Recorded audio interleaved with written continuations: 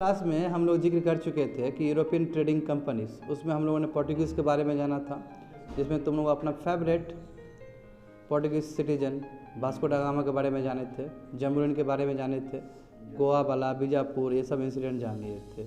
और लास्ट में पोर्टुगीज़ के बताए थे कि गोथिक स्टाइल ऑफ आर्किटेक्चर को इंडिया में इंट्रोड्यूस किया। ये गोथिक स्टाइल क्या है, जो आर्ट्स एंड कल्चर में आर्किटेक्चर चैप्टर में बताए जाएंगे तो ठीक है।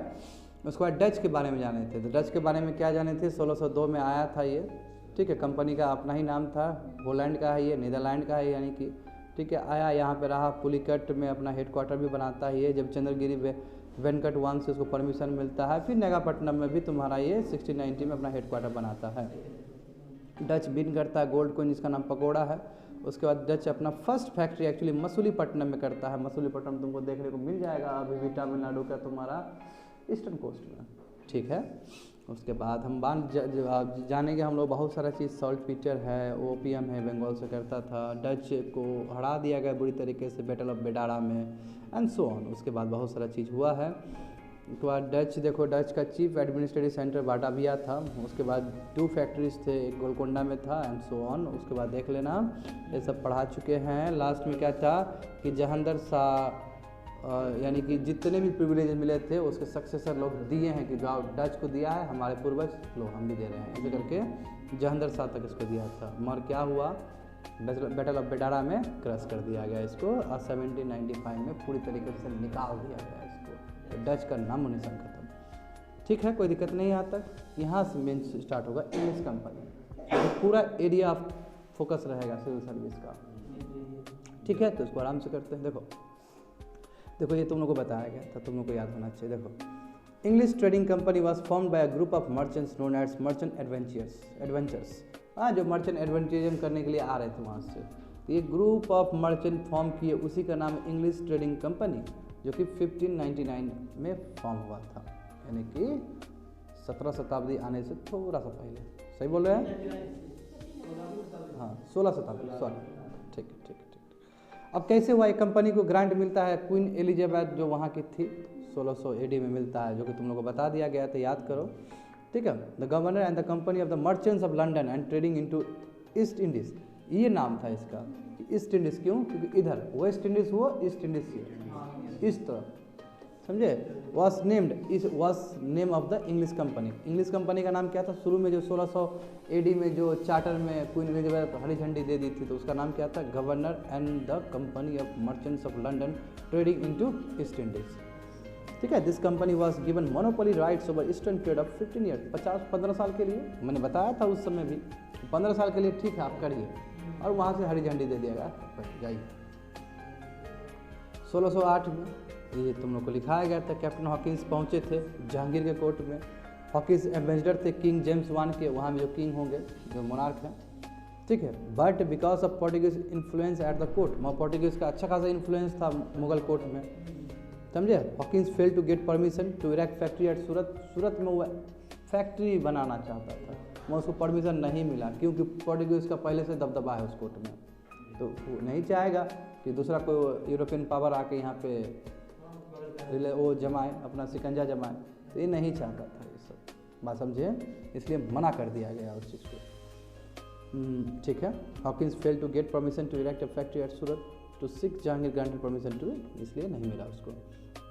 अब क्या हुआ देखो, इन 1611, ठीक है, 1611 captain Middleton landed at Swally near Surat में आए, इंस्पाइट ऑफ पोर्टुगीज अपोजिशन करते रह गया, फिर भी ये आए and got a permission to trade from the Mughal governor, और जो भी मुगल गवर्नर रहे होंगे वहाँ के गुजरात के उस समय, ठीक है, वहाँ से परमिशन ले लिए कि हम भी करना चाहते हैं सर ट्रेड, ठीक है, हम भी करना चाहते हैं और आपका भी फ़ायदा होगा, ट्रेड में दोनों को फ़ायदा होता है ना। तो 1612 AD captain Best defeated the Portuguese को वहाँ पे हरा दिया गया सूरत में, and defeat broke their naval supremacy, जो पोर्टुगीज़ इतना बड़ा सुप्रीमेसी रखा था। पोर्टुगीज़ वही बाबू जो बाद में पोर्टुगीज़ के साथ ही रिश्ता हुआ है, मगर अभी तो शादी नहीं हुआ है, अभी तो शादी नहीं हुआ है, तो जो सुप्रीमेसी जो पोर्टुगीज़ का था उसको ब्रेक डाउन कर दिया गया वहाँ पे। और captain Best succeeded in getting a royal फरमान to open factories in the west coast, Surat, Cambay, Ahmedabad and Goa in 1613 AD। देखो यहीं से तो हुआ, कि जैसे ही उसको हराया गया तो कैप्टन बेस्ट ने हराया उसको सूरत पे, सुप्रीमेसी वो ख़त्म हो गया। उसके बाद रॉयल फरमान मिल गया, ठीक है। और रॉयल फरमान मिलते ही क्या किया, वेस्ट कोस्ट में वही वाला अभी कह सकते हो गुजरात और गोवा वाला एरिया में शुरू कर दिया अपना फैक्ट्रीज ओपन करना। सर थॉमस रॉ, ये भी बताया थे तुम लोग को, उसमें था नोट्स में, came to the court of Jahangir as the royal ambassador of King James I and received permission to trade and establish factories at different parts of the empire। और ले लिया इन्होंने, थॉमस रो ले लिया, जहांगीर से permission ले लिया, क्योंकि इन लोगों को लगा कि ठीक है अब तो ये लोग गुजरात में तो है ही, तो ठीक है अच्छे लोग हैं, दे दीजिए। यहाँ से फीडबैक गया होगा गवर्नर से उसको, मुगल को, ठीक है, जहांगीर में मिल गया, जहांगीर से परमिशन मिल गया उसको। First factory in south factory was establish at Masulipatnam. यदि साउथ इंडिया का बात करूँ, मसूलीपट्टनम में इसका पहला फैक्ट्री हुआ था, साउथ का बात था, ठीक है, मसूलीपट्टनम में 1611 AD में। अनदर फैक्ट्री वॉज इस्टाब्लिश इन पुलिकट में, अरमागांव, ठीक है, 1626 में।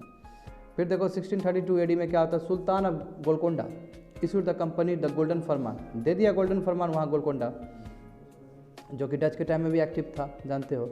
दिस फरमान allowed them to trade within the ports of the kingdom freely of lump sum payments. अब इतना 500 पकौड़ा दोगे, पकौड़ा चलता था जान लो, क्योंकि डच वाला करता था, तो गोलकोंडा में बहुत एक्टिव था कि 500 पकौड़ा एक साल में दे दो तुम, हम ट्रेड तुमको देते हैं करने के लिए, इट्स फाइन।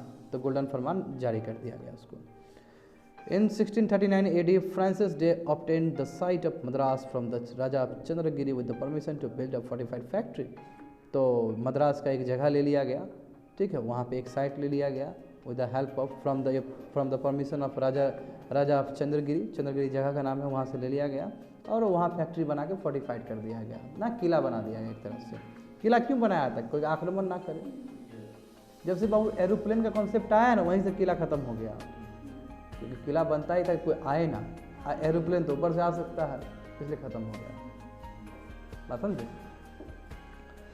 देखो दिस फैक्ट्री वॉज नेम्ड, और इसी फैक्ट्री को कोमल क्या बोलते हैं, जो चंद्रगिरी से परमिशन लेके मद्रास के एक साइट में बनाया, तो वो फोर्ट सेंट जॉर्ज, ठीक है। इन सितंबर 1641 मद्रास रिप्लेस मसूलीपट्टनम को रिप्लेस, क्योंकि मसूलीपट्टनम शुरू में था, देखो 1611 में था ऊपर AD में, तो मद्रास रिप्लेस किया मसूलीपट्टनम को as a headquarter of the English on the Coromandel coast, नीचे साउथ वाला, ठीक है ना।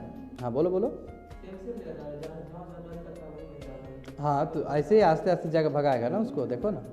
All the English settlement in eastern India, Bengal, Bihar and Orissa and Coromandel were क्या है, were placed under the control of the president and the council of Fort Saint George. तो आप देखो अब कितना अलग बात हुआ है, देखो तुम लोग खाली जानते हो बंगाल करते थे, अब देखो इसमें क्या बहुत अलग बात हुआ ना। जितने भी इंग्लिश सेटलमेंट थे शुरुआती दिन में, चाहे ईस्टर्न इंडिया का बात हो, जैसे बंगाल, बिहार, उड़ीसा आता था, चाहे कोरोमंडल नीचे साउथ का बात हो, इस सभी को किसके अंदर रखा गया, जो प्रेसिडेंट बनाया गया था, और council of Fort Saint George, जो कि फोर्ट सेंट जॉर्ज तुम्हारा मद्रास का है, यानी कि बंगाल राइज होने से पहले मद्रास से कंट्रोल होता था फुल ऊपर। Very new thing to learn. बाद में ना रेगुलेटिंग एक्ट सब बन के वो ज़्यादा पावरफुल हो गया 1773 वाला, उससे पहले जेनेसिस जाओगे नीचे देखोगे तो 1600 के आसपास, क्या 1641 या middle of the 17th century तुम बात करोगे, है ना, तो तुमको पता चलेगा कि नीचे से council of Fort Saint George था, वहीं से कंट्रोल होता था पूरा, जितने भी सेटलमेंट थे इंग्लिश के। समझ में आया। पोर्टुगीज गेव द आइलैंड, जानते ही हो, ये तो तुम लोग बहुत जानते हो कि मुंबई दे दिया पोर्टुगीज ने king Charles II of England को, ठीक है, डाउरी में 1661 AD में। Mumbai was given to the company, फिर कंपनी ले लिया उसको, जैसे वहाँ मिला क्योंकि उधर नेक्सस है, अब इंग्लैंड को मिला ये, उधर बनिया क्लास आया है यहाँ करने के लिए, तो बोला सर हमको दे दीजिए, उधर ले लिया। तो देखो समझो, Portuguese give the island to Mumbai, island of Mumbai of होगा, ठीक है ना, island of Mumbai to king Charles II of England in dowry in 1661 AD। Mumbai was given to the company, देखो कंपनी को कब दिया, देखो कंपनी को लेट दिया है 1668 में। ये लोग अर्जी लगाए, सर दे दीजिए ना हमको, ट्रेडिंग करना है, सर दे दीजिए ना हमको, ठीक है, तो 1668 में दिया, और वही इतना पौंड देना पड़ेगा, 10 पौंड देना पड़ेगा, पौंड है ये ना, है कि नहीं है, वहाँ का जो करेंसी है, यूरो नहीं है, पौंड है, यूरो ऐसे होता है, ठीक है। पौंड क्यों ना हो, क्योंकि इंग्लैंड में पौंड ही चलता है ना। There after Mumbai replace Surat, अब सूरत को रिप्लेस कर दिया मुंबई ने as a headquarter on the western coast. तो तुम लोगों को एक बताया गया था ना, चार्ट हो जाओ था, तो सूरत को रिप्लेस किया गया था मुंबई को, मैंने बताया था ग्राफ, याद है? यहीं से आया है सब चीज़। There after Mumbai replace Surat as the headquarter on the western coast and Mumbai को फोर्टिफाइड कर लिया गया 1720 में बाय चार्ल्स बोन। ये पढ़ लेना, फैक्चुअल सब है, बहुत इंपॉर्टेंट है, छोटे छोटे उठाएंगे यहाँ से। देखो कंपनी एंड बंगाल क्या हुआ, देखो they establish the first factory in Orissa at Hariharpur. Hariharpur में क्या किया, फैक्ट्री इरेक्ट किया है, पहला फैक्ट्री कंपनी ने, ठीक है, उड़ीसा में। क्या है, near the mouth of the river Mahanadi Balasore and Pipli in 1633 में। 1633 में वहाँ पे क्या किया इन्होंने, फैक्ट्री लगाया उड़ीसा के, जो कि तट पे है तुम्हारा, किसके तट पे है, महानदी कह सकते हो या मौत पे कह सकते हो। मौत मतलब क्या होता है, जहाँ आके मिल जाए, जहाँ पे ईश्वरी बनता है कोमल, जो कहीं बताए थे ना ईश्वरी, जो मौत बनता है, जैसे डेल्टा में भी जाकर मौत बनता है, समझे, मौत होता है अंत में मिलना। समझ में आ रहा है सब कुछ। देखो इन 1651 सुल्तान शुजा, देखो याद आया तुम लोग को, हाँ गवर्नर ऑफ बंगाल था, इसने दे दिया इंग्लिश ट्रेडिंग कंपनी को, ठीक, ग्रांटेड अ निशान through which they receive trading privilege in return for a fix. हाँ यदि हम 3000 का एनुअल पेमेंट देते हैं तो फेवर मिल जाता है, हमको ट्रेडिंग प्रिविलेज मिल जाता है, वही फरमान कह सकते हो, मतलब इतना आप रेंट दीजिए और आराम से आप काम करिए, इट्स फाइन। बंगाल में पहले रेंट देकर देखते हो, बाद में फिर क्या होगा, बैटल ऑफ प्लासी के टाइम में कितना गणित उल्टा हो जाएगा, ये रेवेन्यू पावर ले लेगा ये अपने आप में। पहले तो प्योरली ये ट्रेडिंग कंपनी है, देख रहे हो ना, ट्रेडिंग करने के लिए रेंट तक दे रहा है वहाँ के, समझे। तो बाय अनदर निशान the English company was exempted. अब दूसरा जो निशान दिया, निशान मतलब एक दस्तावेज है, उसके लिए पेमेंट करना पड़ेगा आपको, ठीक है। तो निशान, फिर दूसरा निशान से क्या हुआ तुम्हारा कि इंग्लिश कंपनी को कस्टम ड्यूटी से बाहर रख दिया गया, यानी कि फ़ायदा हुआ इंग्लिश ईस्ट इंडिया कंपनी को। First English factory in Bengal Hooghly में हुआ था, जानते हो, 1651 AD में, फैक्ट्री उसमें बता चुके थे उसमें, ठीक है। 1667 AD में औरंगजेब कन्फर्म द, हाँ औरंगजेब ने भी हरी झंडी दे दिया, ठीक है, इंजॉय करिए। 1672 में शाइस्ता खान, याद आया तुम लोग को, जो मुगल गवर्नर था बंगाल का, कंफर्म किया कि ठीक है, enjoy the privilege, it's fine. फिर देखो 86 में क्या हुआ, 1686 में 2 pirate ships of English free trade, pirates मतलब जो चोरी करने से बुद्धि से आ रहा है, captured several Mughal ships in red sea. Red sea यहाँ पे देख रहे हो, इधर वाला जो तुम्हारा अरेबियन पेनिनसुला और तुम्हारा उस तरफ है ना इजिप्ट, तुम्हारा ये सूडान जो है वो बीच वाला रेड सी, तो वहाँ के पायरेट शिप ने कैप्चर कर दिया। अब देखो कुछ ना कुछ तो होगा इसका मतलब, ठीक है। क्या किया, तो क्योंकि मुगल शिप भी रहेगा, क्योंकि वो ट्रेड अपना जाएगा अरब से ट्रेड करने के लिए, बहुत सारा ट्रेड जाता है करने के लिए, कैप्चर कर लिया रेड सी में। Upon this the Mughal governor of Surat attack the English, गुस्सा गया, तो इतना तुमको फेवर किया जा रहा है यहाँ पे, तुम कर क्या रहे हो वहाँ पे, तो गुस्से से जो मुगल गवर्नर था सूरत अटैक कर दिया इंग्लिश पे। Hostility broke out in Bengal also, इसका रिपरकशन बंगाल में देखने को मिला, दिखता ही दिखता है। Hooghly was sacked by the Mughals, Hooghly ले लिया वापस, जो 1651 में जो बनाया था ले लिया वापस। क्या कर रहा है तुम, तो गणित पलटता है, जानते हो ना क्या क्या होता है। And English were forced to leave, भागो यहाँ से, भागो यहाँ से। Aurangzeb granted them permission to trade on, बोला कि ठीक है हम देते हैं, मगर तुमको 1.5 लाख कंपनसेशन देना पड़ेगा, तब देंगे। बढ़ा दे, बताओ कब कितना कम था बताओ, एक बार में 1.5 लाख कर दिया, यानी कि साफ साफ मना करना होता है ना, रेंट होता है ना, ठीक है। अब 1500 का रेंट है, तुम बोला कि 15,000 दीजिए, तो अलग तरीके से ही है, मगर फिर भी ये लोग जानता है कि पैसा तो कमाए तो खूब हो रहा है, यूरोपियन कंपनी जो सामान वामान ले जाते हैं, ठीक है, ले ही लेते हैं, है ना। कभी कभी तुम जब बिजनेस करते हो तो बहुत कुछ देखना पड़ता है ना। देखो in 1691 AD Job Charnock establish a factory at Sutanati, Sutanati यही बंगाल वाला पार्ट है, ठीक है। वहाँ पे तुम्हारा जॉक चार्नोक ने किया इस्टेब्लिश। 1690 AD में औरंगजेब ने फरमान दिया है, जिसके हिसाब से फिर कस्टम ड्यूटीज हटा दिया गया, ठीक है। उसके लिए आप 3000 रुपये दीजिए एनुअल पेमेंट, ठीक है। हमारा जो रेवेलियन ऑफ शोभा सिंह, जमींदार जो बुर्दवान का था, वो अपॉर्चुनिटी दिया, ठीक है, किसको, इंग्लिश को, यानी कि ब्रिटिश को, कि ठीक है आप सुतंती में अपना फोर्टिफाइड करो, सेटलमेंट बनाओ, बड़ा करो अपना, ठीक है। ये रेवेलियन ग्रुप था, यानी कि शोभा सिंह जमींदार जो बर्दवान का था, ये इंग्लिश के साथ आ गया। Sir William Norris was sent as a special envoy by the English king to Oranjebe court to secure the formal grant of the trading concession and the right to exercise full English jurisdiction over the English settlement in 1698.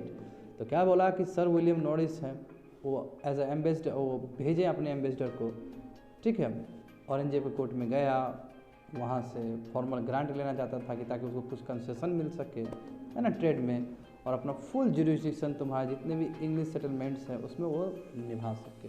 45 full jurisdiction मतलब हम अपना ही प्रशासनिक सेवा रखेंगे, हमारा ही law होगा, हमारा ही तरीका होगा। ये अर्जी लेके पहुँचा है वहाँ पर औरंगजेब की कोर्ट में, समझ में आया।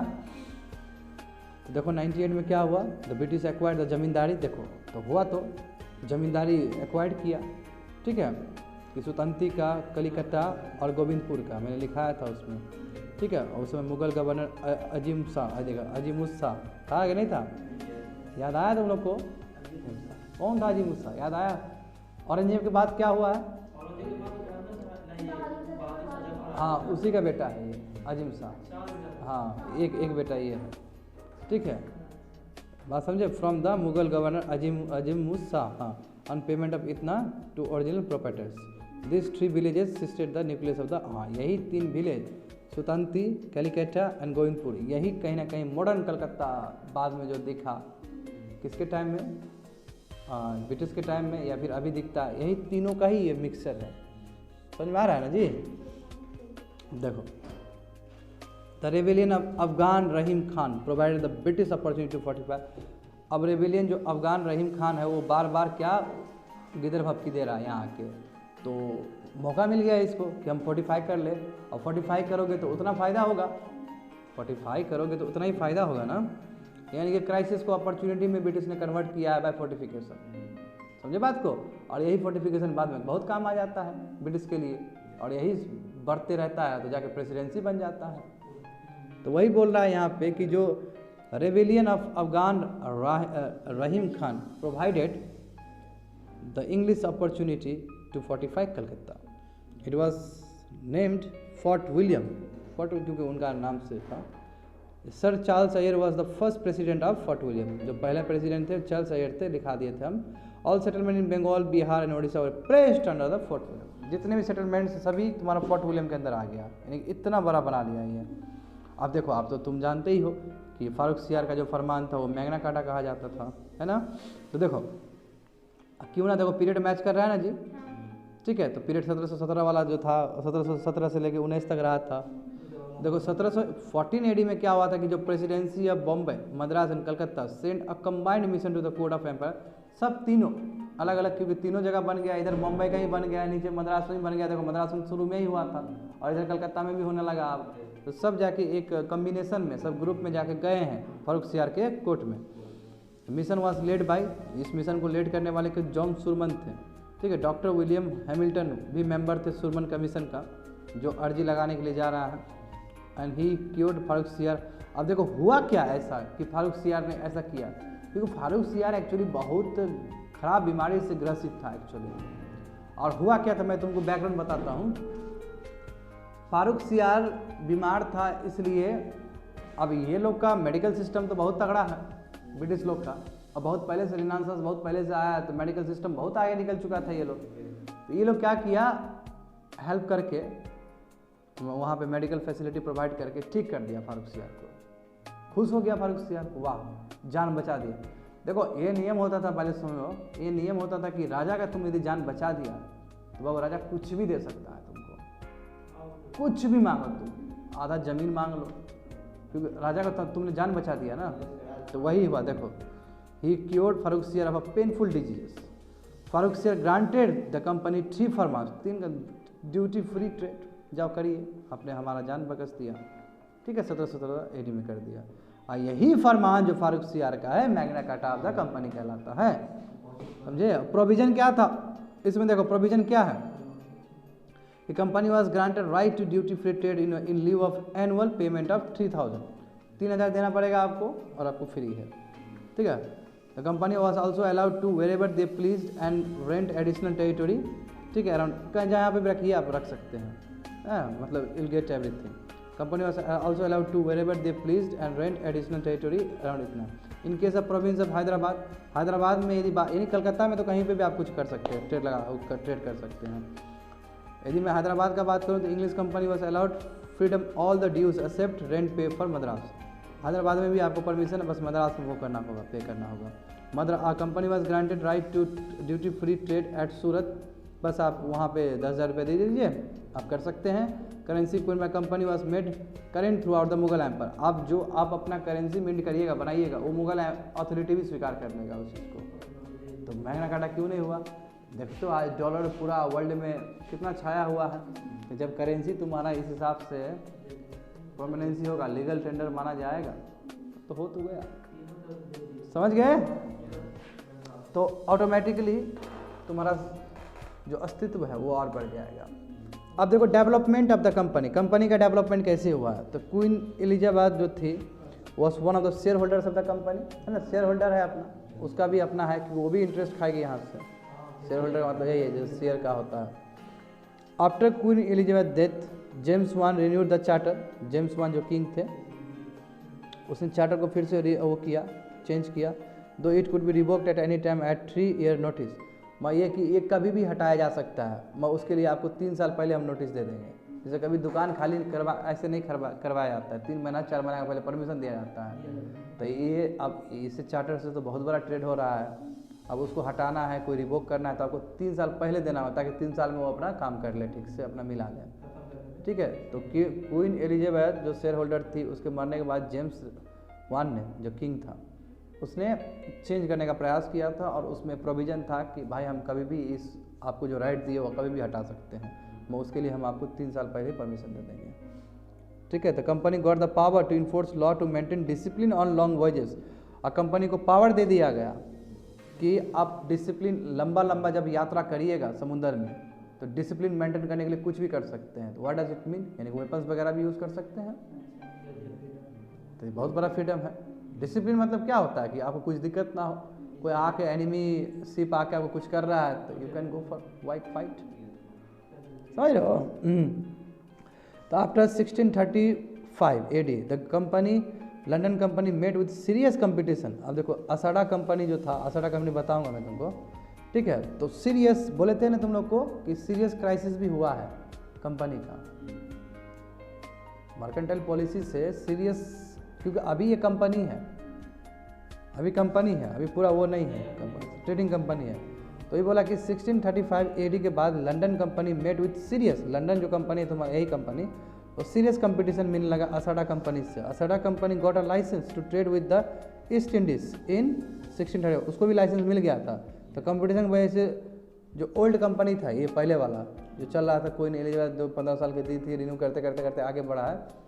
तो असाडा कंपनी भी तुम्हारा ब्रिटिश का ही कंपनी है, हाँ, नया जो आया है ये पुराने को चैलेंज कर रहा है। तो देखो अब क्या होगा, देखो finally the new company was merged with the London company, यही है जो बोले थे तुम लोग को, दोनों दिखाए थे मर्ज किया गया, ये रीज़न था। क्योंकि ये इतना कंपटीशन लगा, बोला कि भला यही कि तब दोनों आप मिल जाइए, ठीक है। And in 1657 AD the London company was transform into, तो ये लंदन कंपनी ये क्या हुआ, जॉइंट स्टॉक कंपनी, दोनों साथ में आ गया, समझे ना, दोनों मिलके लुटेरा है सब। The charter act of 1683 AD gave the company full power to declare war and make peace with any power. देखो हो तो गया, चार्टर एक्ट जो वहाँ से पास हुआ है तुम्हारा इंग्लैंड से, ब्रिटेन से कह सकते हो, इसमें फुल पावर दिया कि आप वार डिक्लेयर कर सकते हो, पीस अपना किसी पावर से अपना कर सकते हो, वो अपना आपका है, हम अधिकार दे रहे हैं। In spite of all the opposition, English independent merchants known as interlopers continue to defy the monopoly of the company by indulging in the East India trade of their own. अब देखो अपोजिशन तो मिला है, in spite of all opposition, English बहुत सारे opposition मिले थे, यानी कि इसको दिक्कत हो रहा था, मगर फिर भी जो इंडिपेंडेंट मर्चेंट्स थे, क्योंकि अभी तो देखो अभी ऊपर क्या बोले तुम लोग को कि जॉइंट स्टॉक कंपनी बन गया, और उसके बाद भी जो इंडिपेंडेंट मर्चेंट्स थे जो व्यापार करना चाहते थे, तो उसको तो ये स्टॉक ईस्ट इंडिया कंपनी तो रोकेगा उसको, ठीक है। तो आप देखो इसने क्या किया है, in spite of all opposition English independent merchants, जिसको बोलते हैं interlopers, continue to defy the monopoly of the company by indulging the East India company trade of the, और अपने हिसाब से ये ट्रेड कर रहा था, और पोजीशन मिलता था मैं अपने हिसाब, ये भी छोड़ना नहीं चाहता था, बोलता था कि अरे यार ये तो सोना का चिड़िया है, खाएंगे खूब बैठ के। ईस्ट इंडिया कंपनी ये गाली करेगा, हम भी करेंगे, जाओ हम इंडिविजुअल है तो क्या है, हम रिच है, कैपिटलिस्ट क्लास से, समझ गए ना। दिस फ्री मर्चेंट्स, आप देखो इसने क्या किया, this free merchants try to press the demands in public as well in parliament. वहाँ का पब्लिक को ही बोला और पार्लियामेंट को, देखिए ईस्ट इंडिया कंपनी इतना करके रखा है, बताइए हम जाएंगे तो सस्ता कर देंगे दाम, है ना, हमको ट्रेड करने दीजिए। आप पार्लियामेंट में जानते हो कैपिटलिस्ट क्लास का बहुत बड़ा वो रहेगा, तो वहाँ पे भी प्रेशर रिच मर्चेंट्स का। देखो तो समझ रहे हो ना। तो 1694 में AD the parliament pass the resolution that all the citizen of England have equal right to trade in the east. सभी नागरिक को बराबर अधिकार है कि वो इंडिया में, ईस्ट एशिया में जाकर काम कर सकता है, कोई नहीं रोकेगा। ईस्ट इंडिया कंपनी का मोनोपोली नहीं है, ये भी कर सकता है, ठीक है। तो 1698 देखो AD the British government sold the monopoly rights of the East India company trade to a new company name and. अब देखो जो मोनोपोली राइट्स दिया गया थे ईस्ट इंडीज ट्रेड को, है ना, टू अ न्यू, नया कंपनी को बेच दिया गया है, इसको बोलते हैं न्यू सोसाइटी। बड़ा बात है ना, बहुत बड़ा बात है। अभी ईस्ट इंडिया कंपनी चल रहा था, वो ब्रिटिश स्टॉक कंपनी जिसको बोल रहे थे तुम लोग, जो ज्वाइन कर दिया गया। अब बोला कि मोनोपोली तुम्हारा हम बेच रहे हैं, दूसरे को दे रहे हैं। तो मोनोपोली जो था कि इंडिया में इतना जमा कर रखेंगे, वो चीज़ दूसरे को दे दिया। और दूसरे का नाम क्या है तुम्हारा, general society. The London company was given a notice of 3 to wind up the. अब बोला कि नोटिस दिया, अपना ख़त्म करो, बढ़िया बिस्तर बांध लो यहाँ से। The old company refuse to surrender, बोला कि हम नहीं करेंगे। पुराना वाला जो कंपनी था, लंदन कंपनी जो नया था एक्चुअली, इसको बोला कि बढ़िया बिस्तर बांधो। तो उसमें जो पुराने वाले थे जो इतना मेहनत किए हैं, वो बोले कि हम प्रिविलेज नहीं देंगे, जाओ लंदन को। समझिए बात को ना, ब्रिटिश गवर्नमेंट को बोला कि हम प्रिविलेज नहीं देंगे। क्या नया सोसाइटी क्या होता है, इतना दिन से मेहनत करे, हाँ उधर कुछ भी कर दीजिए, कुछ भी करेगा क्या, ठीक है। तो ओल्ड वाला जो कंपनी है अब विद्रोह कर दिया उसको। After long drawn conflict both the company agree to join hands इन।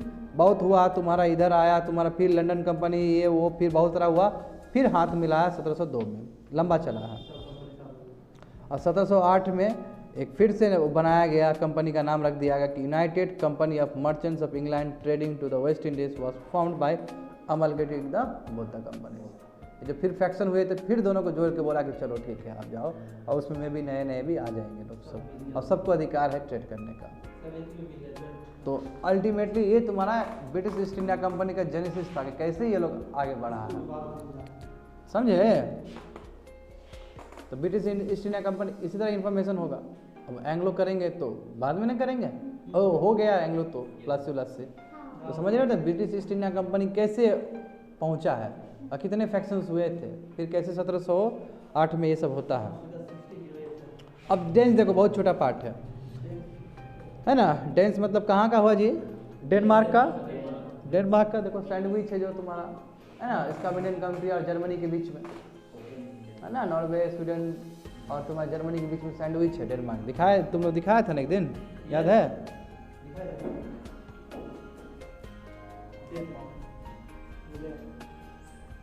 देखो ऊपर जर्मनी के ऊपर देखो, हाँ बिल्कुल वही है।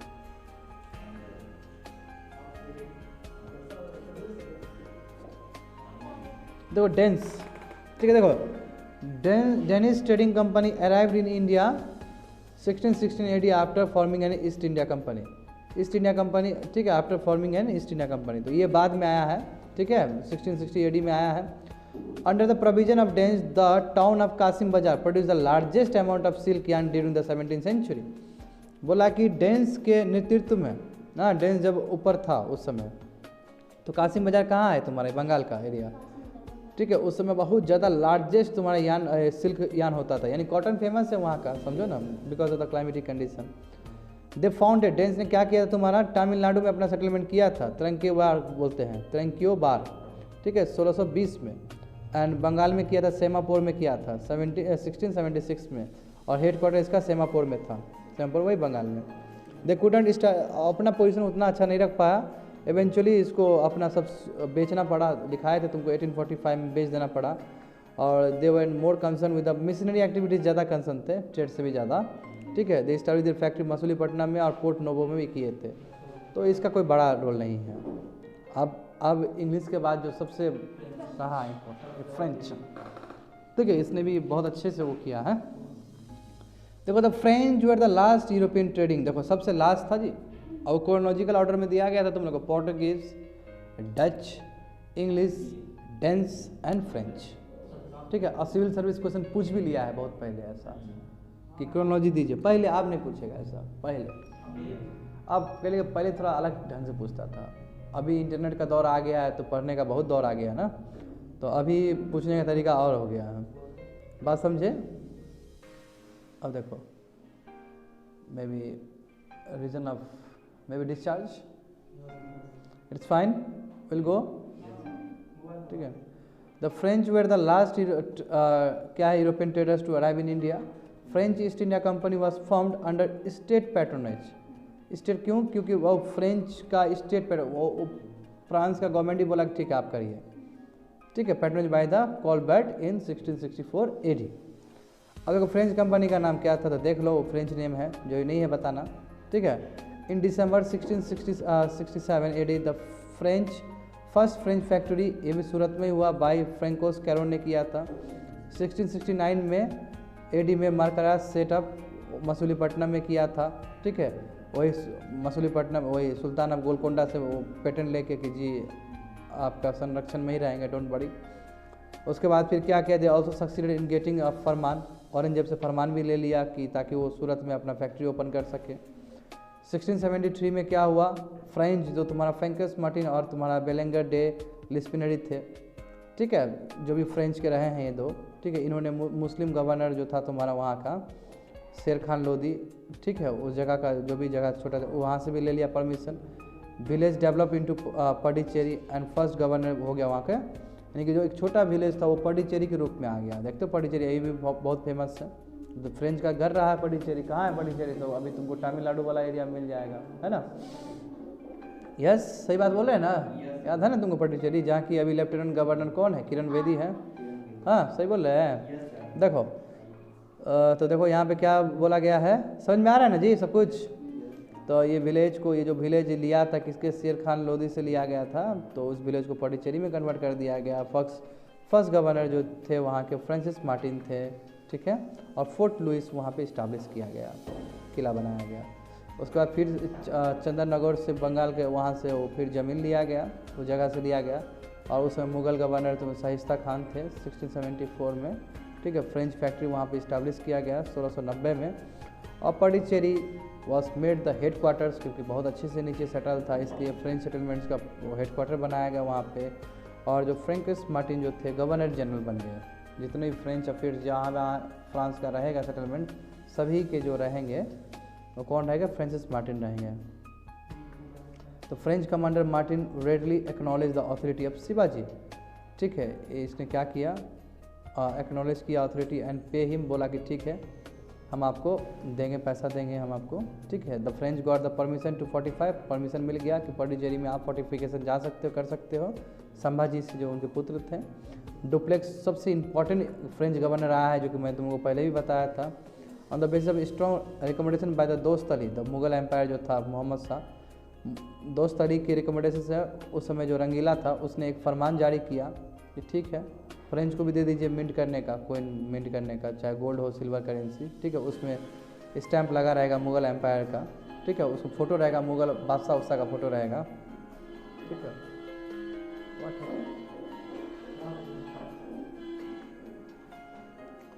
On the basis of strong recommendation, ये हो गया, मिल गया। The Dutch block the French commercial activities, तो मैं डच देखो, डच पहले से ही, तो डच ने ब्लॉक कर दिया तुम्हारा जितना हुगली पे है, क्योंकि डच का बहुत बड़ा उधर बंगाल में उसका भी साम्राज्य था।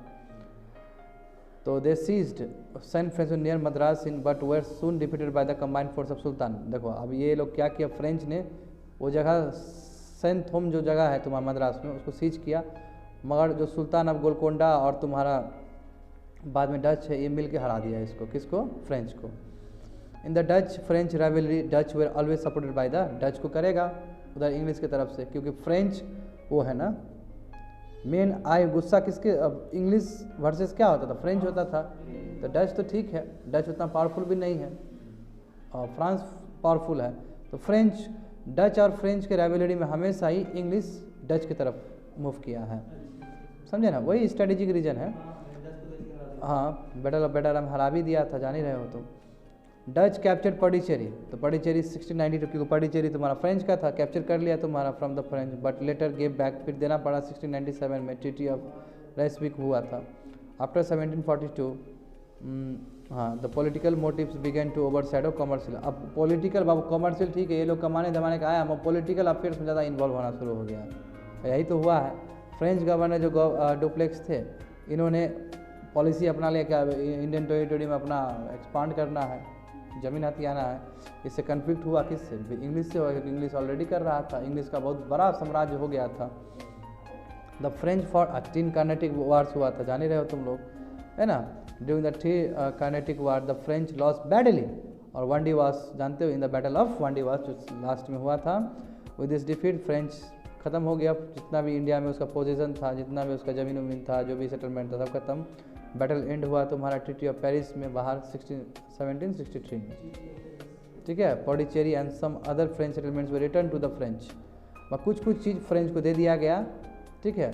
एंड बट कहा गया कि आप यहाँ फोर्टिफिकेशन नहीं कर सकते हो अपने इस सेटलमेंट पे। The French continue to exist in India but they were no, अब इतना छोटा जगह दे दिया गया कि अब वो चैलेंज बन के नहीं रहेगा इंग्लिश के लिए, इंग्लिश हेजेमोनी के लिए चैलेंज नहीं रहेगा, यानी कि सबसे सुपीरियर कौन रहेगा? इंग्लिश ही रहेगा, समझे बात को। तो हम लोग लास्ट में पहुंच चुके हैं, पोर्टुगीज़। अब देखो इसमें क्या है कि पोर्टुगीज़ का ये सिविल सर्विस में पूछा गया क्वेश्चन है, देखो ये क्या क्या मेन आइटम्स ऑफ एक्सपोर्ट क्या क्या था तुम्हारा जो पोर्टुगीज़ इंडिया से करता था, ठीक है। पीपर है मालाबार से, जिंजर है मालाबार से, सिनेनम है तुम्हारा मालाबार से, रेड एंड वाइट सैंडलवुड है मालाबार से, indigo, ivory, turmeric, silk Bengal से, स्पिंक नट ये तुम्हारा पे, पीएल तुम्हारा मालाबार से, मुस्लिम फाइन कॉटन बोले थे ना, फाइन वैरायटी कॉटन एंड चीज तुम्हारा ये करता था। इंपॉर्टेंट पोर्टुगीज सेटलमेंट देखो, पोर्टुगीज़ का सेटलमेंट देखो कहाँ कहाँ, कैलिकट में हुआ, कोचिन में हुआ, कैनेमर, कुलगन, दीव, चलियन, बसीन, रोल ये एंड सो ऑन, भावनगर, सूरत, ये सब। इंपॉर्टेंट पोर्टुगीज सेटलमेंट तुम्हारा ईस्ट कोस्ट में क्या था देखो, ये हुगली, चित्तौड़गढ़, ये सटगांव, ये सो ऑन। डच का देखो, डच का तुम्हारा फैक्ट्री सब का पुलिकेट, सूरत है ना, करिकल एंड एयरपोर्ट, ये एंड सो ऑन। ये सब एरिया दिया गया है कहाँ कहाँ क्या क्या था, ठीक है। उसके बाद सो ऑन, खत्म हो गया, ये तो फैक्चुअल्स है, देख लेना। That is the end of today's class for your factuals.